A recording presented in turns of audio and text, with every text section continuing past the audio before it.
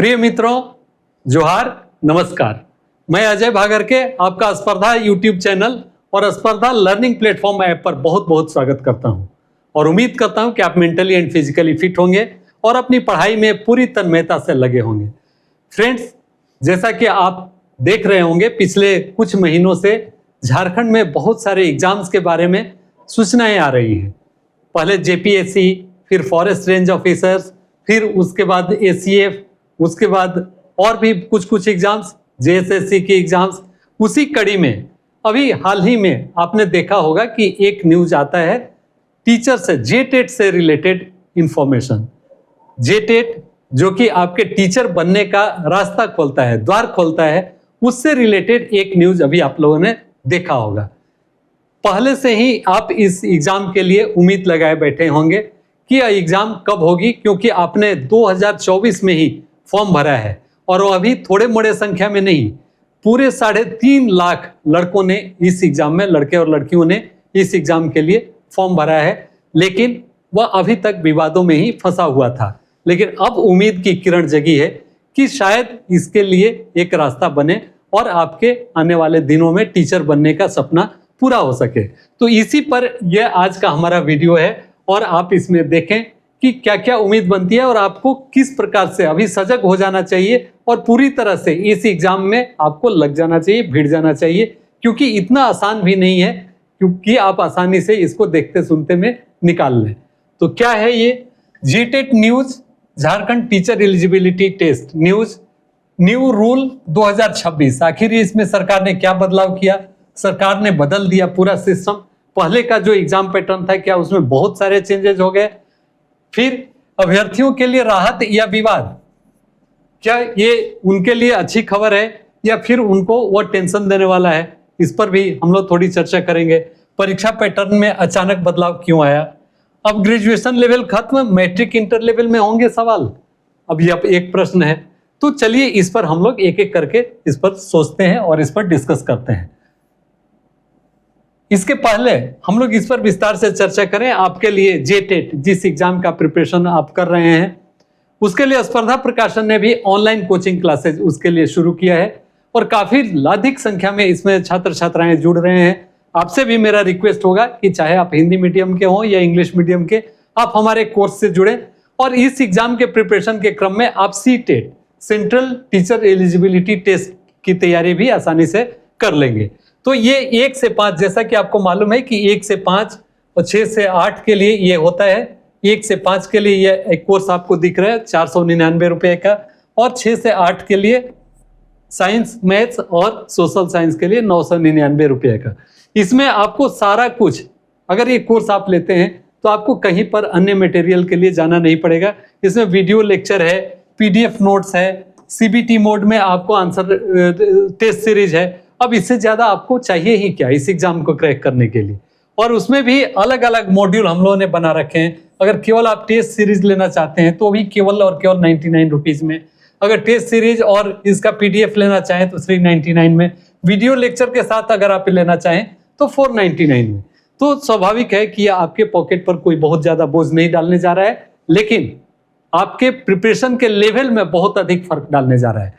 तो निश्चित रूप से आप इसके बारे में सोचेंगे अगर आप सीरियस कैंडिडेट हैं इस एग्जामिनेशन के लिए। तो अब आइए, इसमें है क्या? जेटेट परीक्षा पैटर्न में बड़ा बदलाव, नई नियमावली अब तैयार हो गई है और अप्रूवल के लिए भेज दी गई है।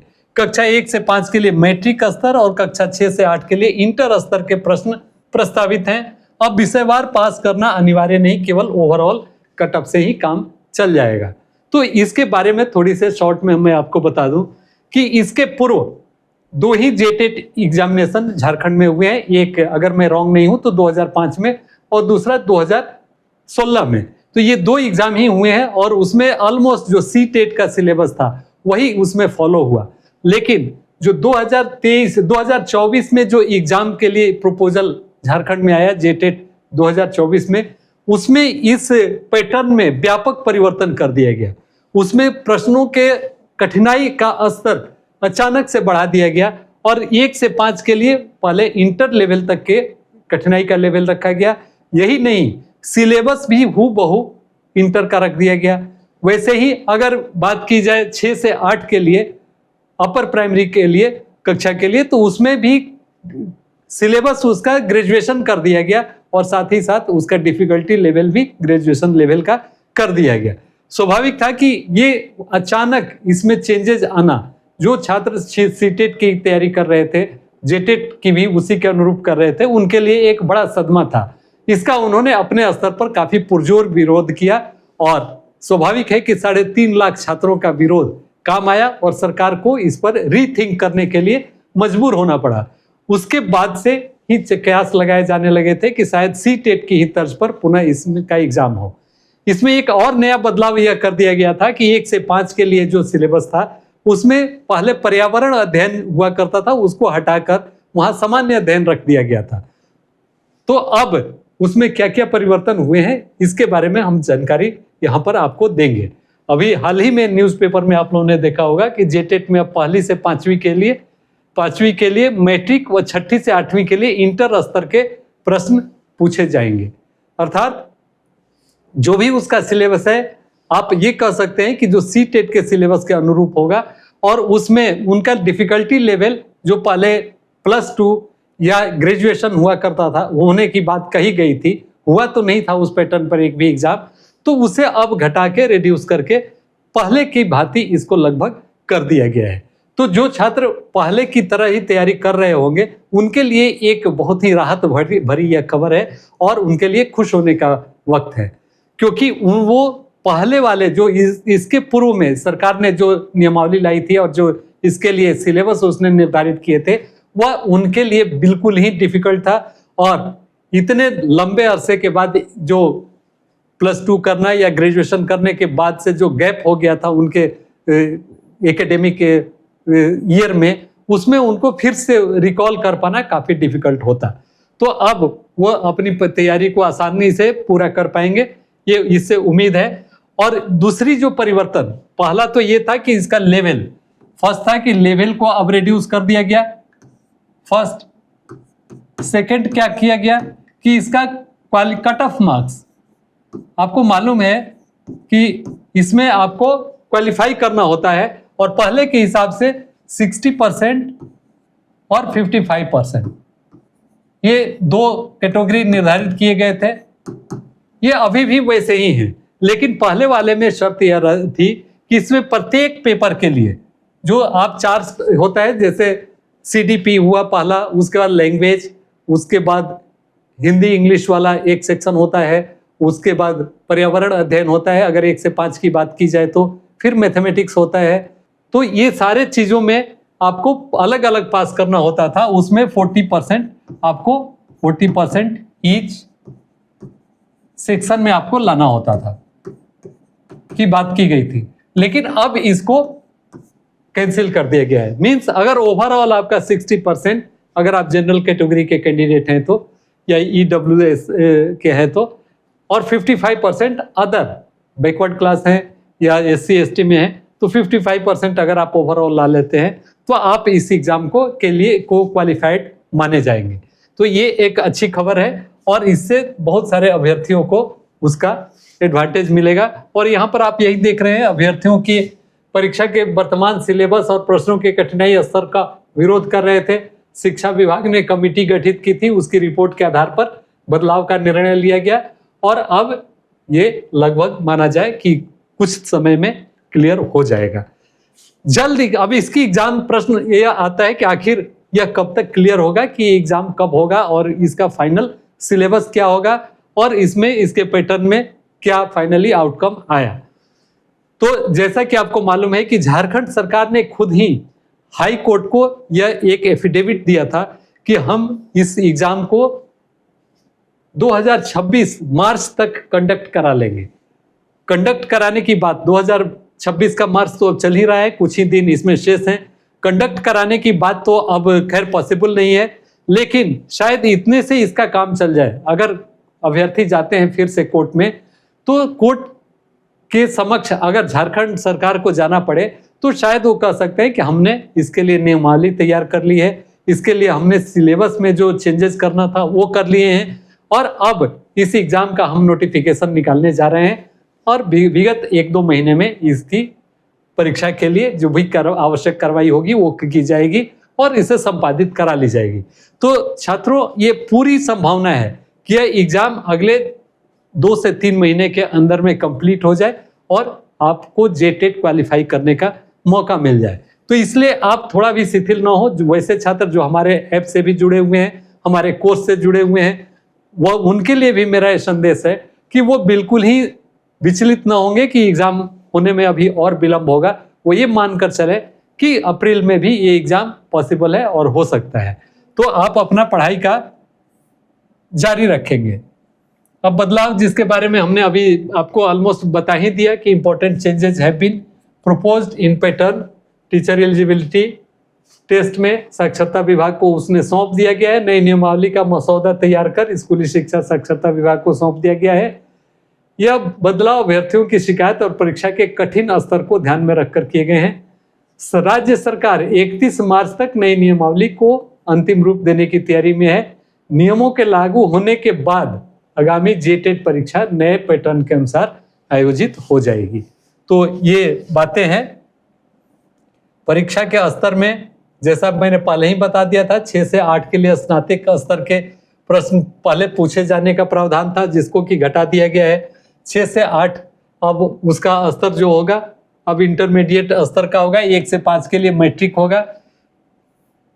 तो ये चीजें थी। फिर नई व्यवस्था में सभी विषयों में अलग अलग पास करना अनिवार्य नहीं होगा।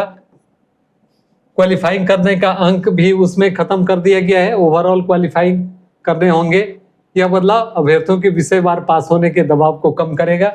सुधार समिति की रिपोर्ट के आधार पर यह निर्णय लिया गया है। इससे परीक्षा प्रक्रिया को अधिक सरल और न्यायसंगत बनाने का प्रयास किया गया है। तो ये सारी चीजें थी इस एग्जाम से रिलेटेड। क्वालिफाइंग अंक में कोई बदलाव नहीं किया गया है। बहुत सारे छात्रों ने पूछा है, तो 60% तो आपको लाना होगा। इसीलिए मैं बार बार बोलता हूं कि आप इसमें शिथिल ना हो। ये नहीं सोचें कि ये बहुत इसका सिलेबस और डिफिकल्टी लेवल अगर डाउन हो गया तो इससे आपको बहुत बड़ी राहत मिल जाएगी और आप बस यूं ही चुटकी बजाते ही इसे कर लेंगे। 60% क्वालिफाइंग मार्क्स लाना कोई आसान काम नहीं है। इसके लिए आपको रेगुलर वे में स्टडी करना पड़ेगा। SC ST कैंडिडेट के लिए, आपको अन्य आरक्षित वर्गों के लिए 55%। तो आप लूज बिल्कुल ना हो और अपना प्रिपरेशन उसी पेस में जारी रखें। पहले अनिवार्य था, अब वो अनिवार्य नहीं है खंडवार आपको पास करना। तो यही चीजें यहाँ भी है। नए नियमावली में परीक्षा पास करना, ओवरऑल का 60% से अधिक अंक नहीं चाहिए। अब इसके लिए जो 2024 में शिक्षक पात्रता परीक्षा ली गई थी, उसमें 3.5 लाख लड़कों ने फॉर्म भरा था और इस बीच में और 1 लाख माना जा सकता है कि इस बीच में DLED या BEd किए हुए छात्र झारखंड से हैं, तो वो भी अब इस परीक्षा में शामिल होंगे। तो कुल मिला जुला कर लगभग 5 लाख परीक्षार्थी उम्मीद की जाती है कि इस एग्जाम में, आगामी जो भी एग्जाम होगा उसमें शामिल होंगे। तो इसमें 24वें शिक्षक पात्रता परीक्षा के लिए आवेदन की गई थी। अभ्यर्थियों ने सिलेबस प्रश्नों के स्तर पर कठिनाई पर आपत्ति जताई थी। इसके बाद राज्य सरकार ने सुधार समिति को भेजा था, जिसके आधार पर अब ये आउटकम आया है। अब हमारे वैसे छात्र जो ये जानना चाहते हैं कि स्पर्धा प्रकाशन ने कौन कौन से कोर्स लॉन्च किए हैं जिससे वो जुड़कर अपना प्रिपरेशन को एक उच्च स्तरीय मुकाम दे सकते हैं, ये हाई लेवल का वो अपना प्रिपरेशन ला सकते हैं और अपना कॉन्फिडेंस बिल्ड कर सकते हैं। तो वैसे छात्रों को मैं बताना चाहूँगा कि JPSC की जो अभी JPSC की जो एग्जामिनेशन चल रही है, 14th JPSC के नाम से आप जो जानते हैं, उसके लिए तो कोर्स चल ही रहा है। अभी हाल ही में मेगा आप देख पा रहे होंगे कि बैकलॉग परीक्षा JPSC 2026 बैकलॉग परीक्षा, इसके लिए भी सफलता मेगा कोर्स स्पर्धा प्रकाशन लॉन्च किया है, जिसका फी 32,000 है। इसको अभी केवल 15,999 में, और उसमें भी ये कूपन अगर आप इस्तेमाल करते हैं तो 2,000 का एक्स्ट्रा डिस्काउंट मिलके ये आपको 14,999 रुपया में ये आपको मिलता है। तो ये है, हमने यही नहीं है, अभी आपके लिए जो एग्जाम हाल फिलहाल में आयोजित होने वाले हैं उनको ध्यान में रखते हुए करंट अफेयर्स पर, झारखंड करंट अफेयर्स पर हम लोगों ने बुक पब्लिश की है, जिसका हिंदी और इंग्लिश दोनों में है। और ये आप देख पा रहे हैं, ये हिंदी में है और ये इंग्लिश में। इसमें एक साल के जितने भी इम्पोर्टेंट फैक्ट्स हो सकते हैं वो सारे के सारे इसमें कवर किए गए हैं। तो आप इसका भी जरूर एडवांटेज लेंगे और कीमत है मात्र 100 रुपये। यह स्पर्धा लर्निंग प्लेटफॉर्म ऐप पर सारे आपके जितने भी कोर्स हैं वो दिख जाएंगे, तो इसका एडवांटेज आप जरूर लें। इसमें आप देखेंगे कि इस कोर्स में सब कुछ है। इसमें पीटी मेंस इंटरव्यू के लिए आपको कहीं अन्य जगह जाने की जरूरत नहीं है, और आपको पता है कि जेपीएससी का मौका बार बार नहीं आता है, तो इससे आप एडवांटेज लें और अपनी तैयारी को पूर्णता दें और आने वाले एग्जाम में सफलता हासिल करें। तो फ्रेंड्स, आज के लिए बस इतना ही। आप सफल हों, अपनी पढ़ाई में लगे रहें, इस उम्मीद के साथ मैं आपको ढेर सारी शुभकामनाएं देता हूं।